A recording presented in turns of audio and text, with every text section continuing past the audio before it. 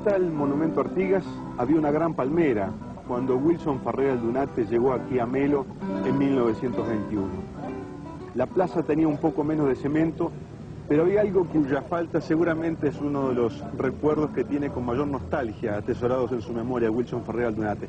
Acá habían 4 diagonales llenas de naranjos que los niños de la zona venían a recoger cada mañana. Sí, la Plaza de Melo tenía la virtud de que podía ser solamente la Plaza de Melo. Es decir, no era una plaza transferible.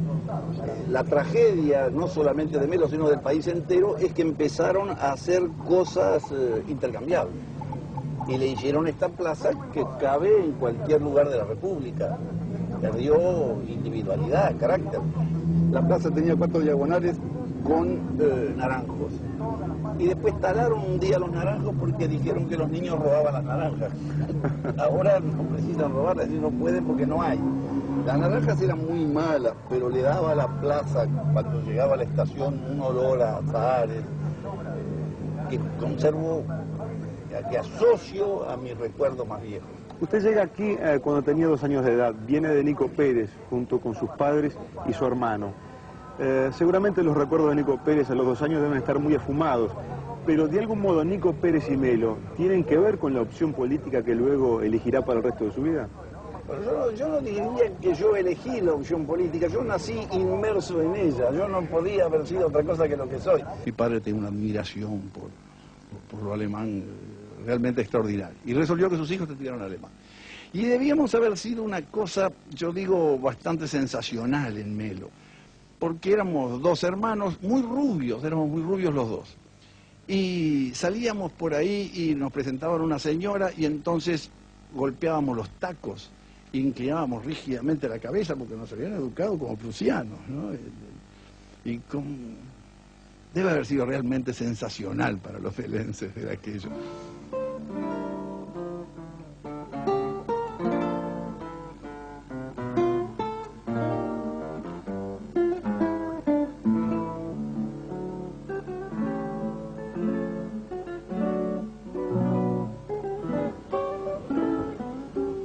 Doña Fortuna Aldunate y el doctor Juan Francisco Ferreira deben haberse sentido muy orgullosos de su hijo Wilson Ferreira, porque en el año 26, según consta aquí en la matrícula 2981 de la Escuela de Primer Grado de Melo, aquel niño fue promovido con 5 en aplicación y 5 en conducta.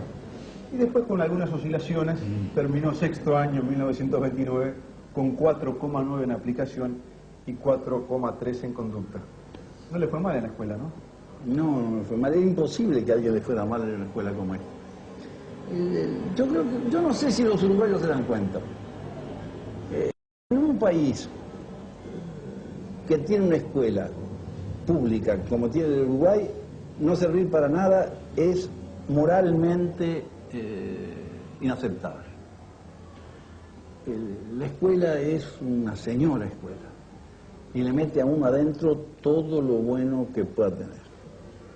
Porque no solamente forma intelectualmente, sino que también condiciona moralmente y sitúa al niño en el ambiente en que debe moverse luego como ciudadano, como hombre, en contacto con muchachos de todas las zonas del departamento, de todas las condiciones económicas y sociales, y donde no hay más distinción. Bueno, quizá debe ser el único momento en la vida de un hombre en que se es verdad eso que la Constitución dice, de que no hay otra diferencia que la de los talentos y las virtudes, ¿no?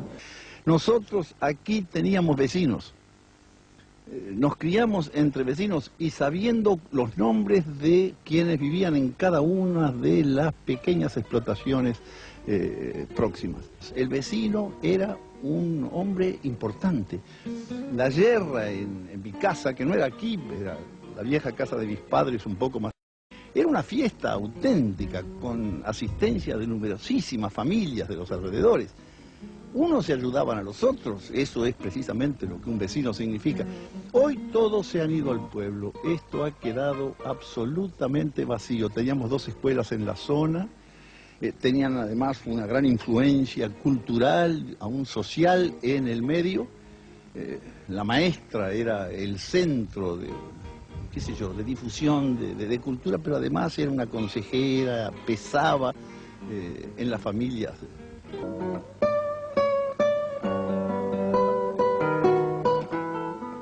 Para mí, Puntas de la Sierra, que es toda esta zona, ¿no? Todo este paraje, está asociado a los momentos quizá más señalados de mi vida. Yo estaba aquí, no en esta casa, pero sí en lo que es hoy casa de mi hermano, aquí al lado, en Puntas de la Sierra, cuando me ofrecieron hace exactamente un tercio de siglo la candidatura a diputado por Colonia, donde se inicia una de las etapas que recuerdo con más cariño, pero además toda mi vida política. Aquí en Puntas de la Sierra me reencontré durante la dictadura por segunda vez con mis compañeros. Es decir, inicialmente tuve un contacto clandestino con ellos en el litoral del país, en lo de Horacio Terra Gallinal, pero luego hicimos un intento de reunirnos todos en una actitud que tenía, qué sé yo, fundamentalmente el carácter de un símbolo, porque podíamos habernos reunido fácilmente del otro lado de la frontera en el Brasil. Sin embargo, quisimos que fuera en nuestra propia patria. Una reunión clandestina. Una reunión clandestina, pero que tenía el significado de dar un cierto mensaje de aliento a los compañeros. Yo nunca me sentí más importante, sinceramente. Creí que con 8 o 10 guardias civiles, quizás con una pareja alcanzaba, pero me encontré con una movilización de la totalidad de las Fuerzas Armadas. Dígame una cosa, y después de haber dicho lo que usted decía de los militares, ¿esperaba un recibimiento distinto? Bueno, yo creo que no incidió para nada lo que yo pude haber dicho o dejado de decir. Estaba en el esquema acordado que yo fuera a la cárcel y en las condiciones en que fui. No dependía de mis actitudes o de mis palabras el desarrollo de los acontecimientos.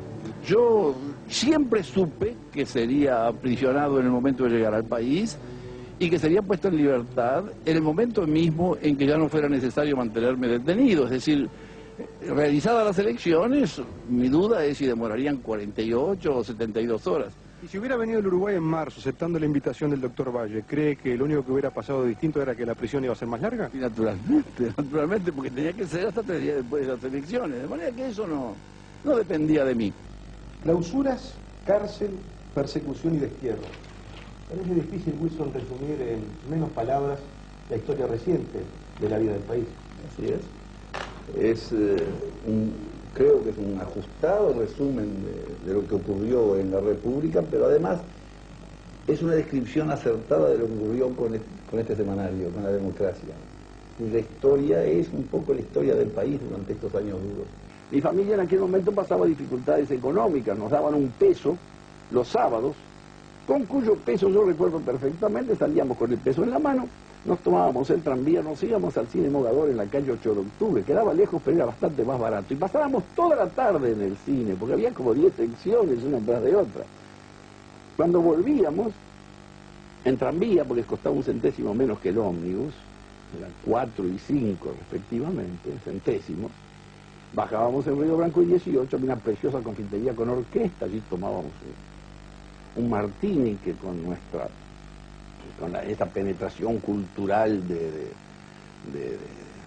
Buenos Aires y la Boca que ha sufrido el Uruguay permanentemente, llamábamos San Martín, cosa que exasperante entre otras muchas. Bueno, con muchas cositas en la mesa, etcétera. Comprábamos un paquete de Republicana y me sobraban 27 centésimos.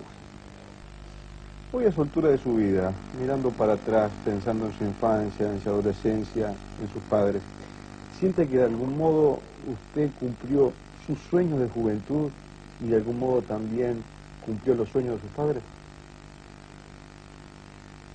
Es difícil de contestar en cuanto a los propios sueños, qué sé yo, uno sueña tanto, ¿no? Que con alguno de esos sueños debe haber coincidido.